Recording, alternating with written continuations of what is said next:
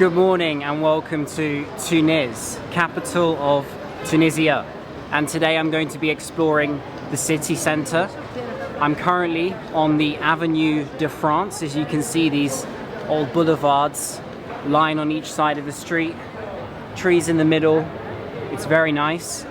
And as I approach the old city, things are going to change to a bit more traditional and perhaps a little bit more touristy. So I'm walking towards the Bab El Bar gate now, which you might be able to see in the background.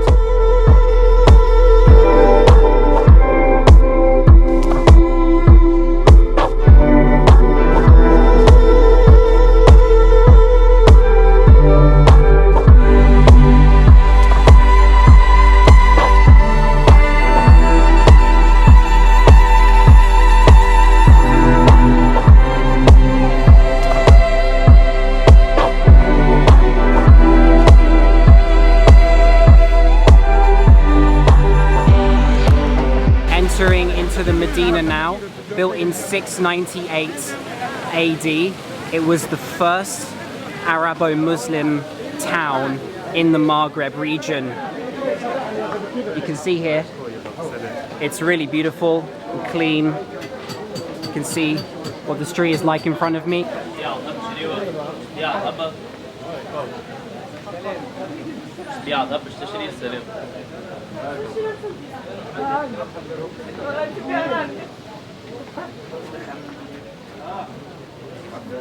Immediately you reach the souks, which are the markets of the Medina.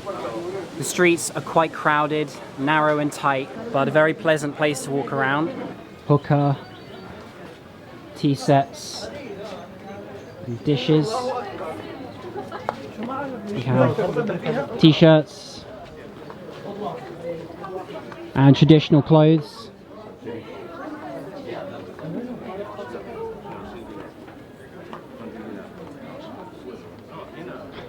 Already I'm finding filming some shots in here quite difficult because everyone walks so fast. They keep cutting off my clip. It's a bit like when I was in the Grand Bazaar in Istanbul.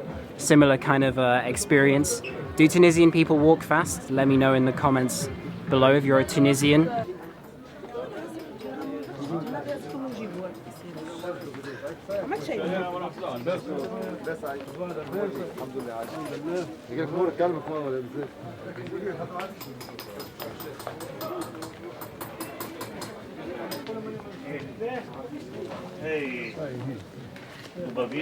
I'm still on the main street walking through from where I entered in the beginning. Don't be surprised if somebody knocks your shoulder or rubs past you and doesn't bat an eyelid. I think it's quite a common practice here. I've noticed it happening to many other people, not just myself. And it seems to be all part of the hustle and bustle of the Medina. It's a very beautiful, colourful, picturesque place, and without doubt somewhere you should definitely check out.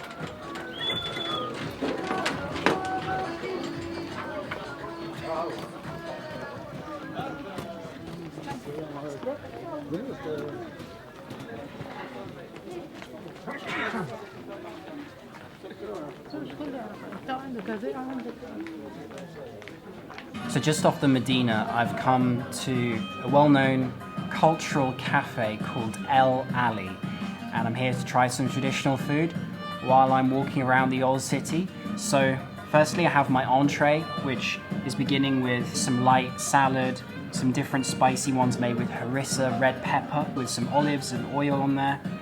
Looks kind of Mediterranean. And of course, bread, North Africa. So my main dish has now arrived, and I have sea bream with pepper and couscous, which looks very, very good indeed.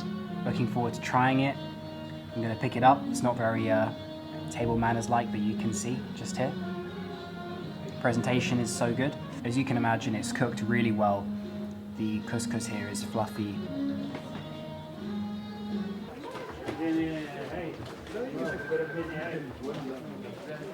Not too expensive. My meal came to 23 dinars in total for the water and for the main dish plus the entree at the beginning. So I think that's pretty reasonable value.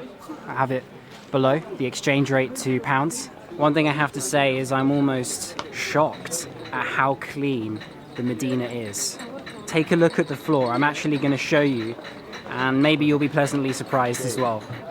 Cannot see any litter whatsoever. If you really search hard, you might be able to see the occasional cigarette butt. One piece of paper down here, but that's literally it. Almost zero litter, extremely clean.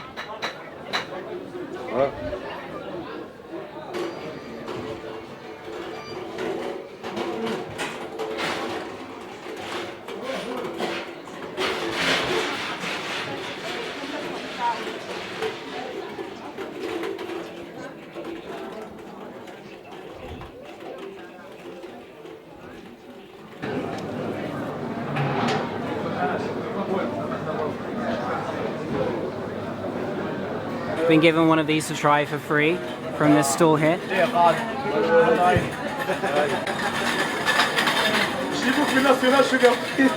texture is quite crunchy. You can see the street behind me here as well. This is where all the sweet stalls are.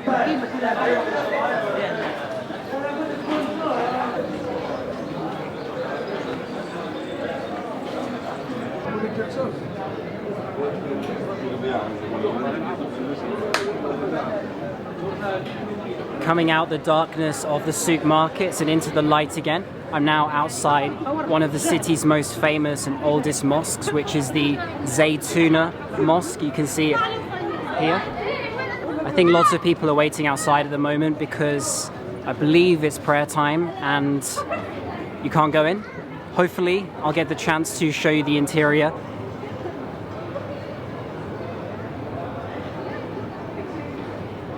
So I've just come out of the ZAYTUNA mosque, which is the heartbeat of the center of Tunis here, has been for centuries.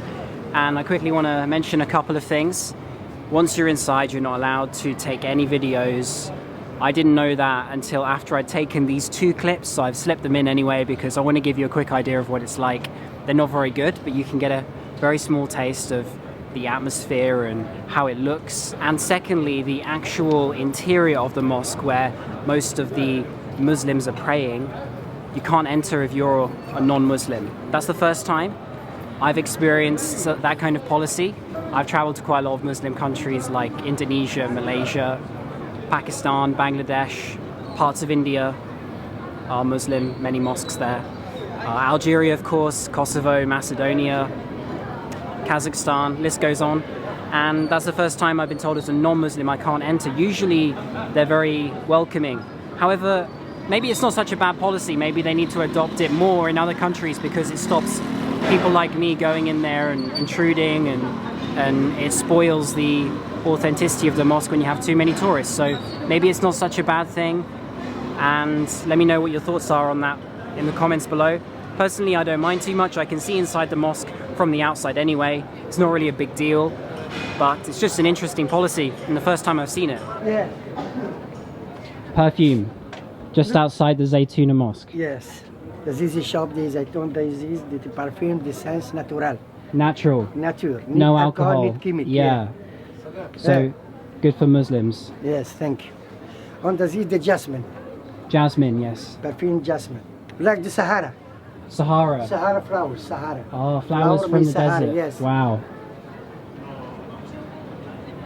Let's give it a smell.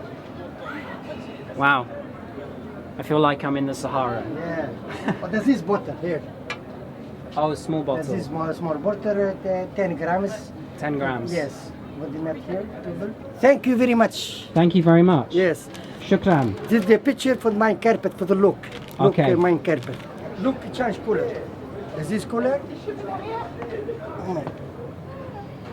Is this color? Beautiful. So, for a small bottle of perfume, aftershave, cologne, Sahara flower smell, 10 dinars, less than £3.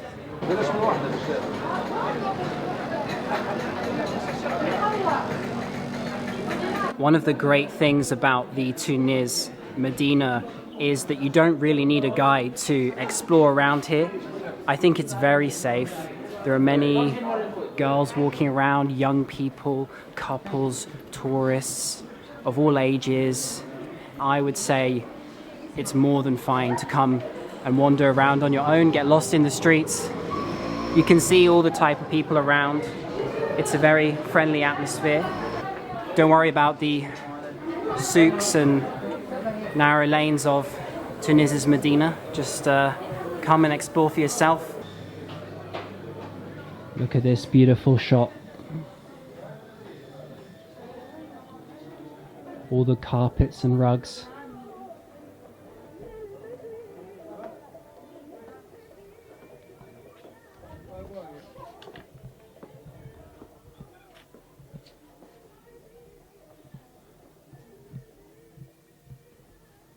Wow, nice. If your suitcase is big enough, then go for it, I'd say.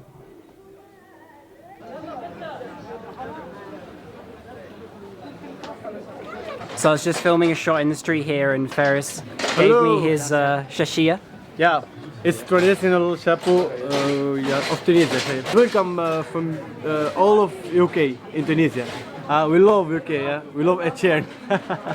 Shukran. Thank you so much. Aishik, on dit in Tunisia, Aishik.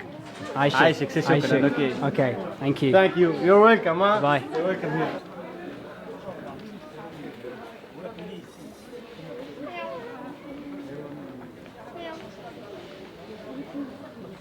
So I've now left the Medina of Tunis again, and I'm back on the Avenue de France, walking the opposite way to which I started this video, and I'm heading towards a famous clock tower to show you a different side of the city. I don't want you to think it's all the Medina, because it's not. Tunis is huge, and I'm only showing you the very city center in this video, so don't necessarily think that this reflects the entire city.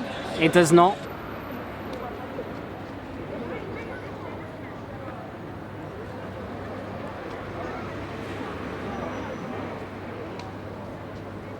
Walking down this long boulevard now with trees on either side, and you can actually see the streets are quite pleasant. Lots of people around and about, even on a working day. Today is a Wednesday, and yet seems to be loads of people with free time to sit and have coffee at the side, or just relax on benches with their friends.